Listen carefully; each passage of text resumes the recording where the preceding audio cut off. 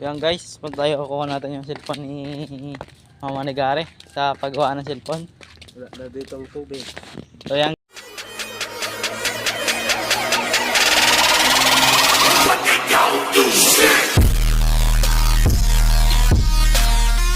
guys, so kung napapansin nyo guys sa kabilang video ko guys ay may tubig nung kabilang video ko.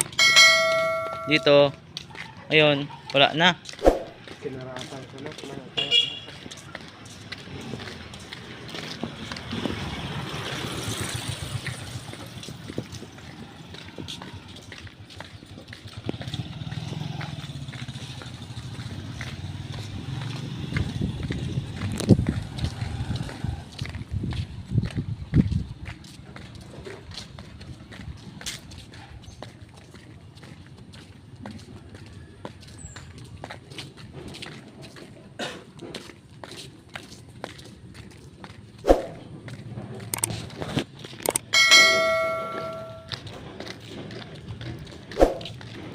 Yeah. Ay siya, vlog ko yata dyan. Oo.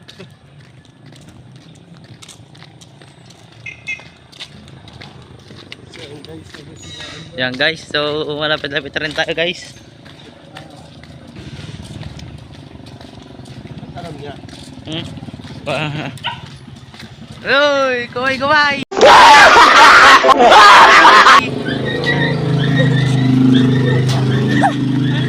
Magkawak ko sa bulaklak. Ha? Magkawak ko sa bulaklak. Yan. Guys, oh. Yan.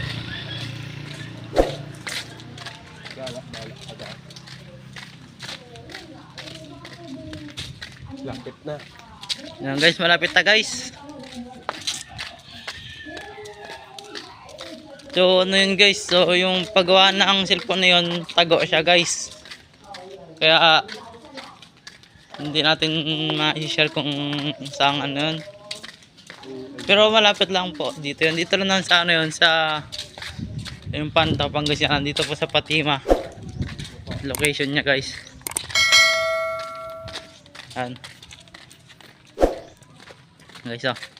So tatanungin natin guys kung doon yung gumagawa ng cellphone para kunin natin yung cellphone ni Mama ni Gare. At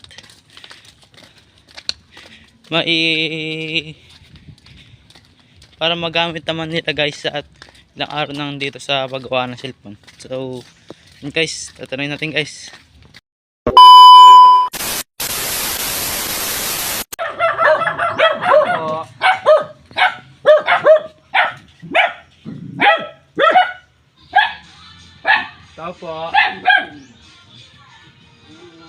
Few moments later.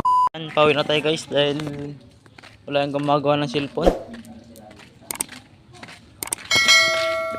So bangon na lang guys pag nakauwi na tayo guys.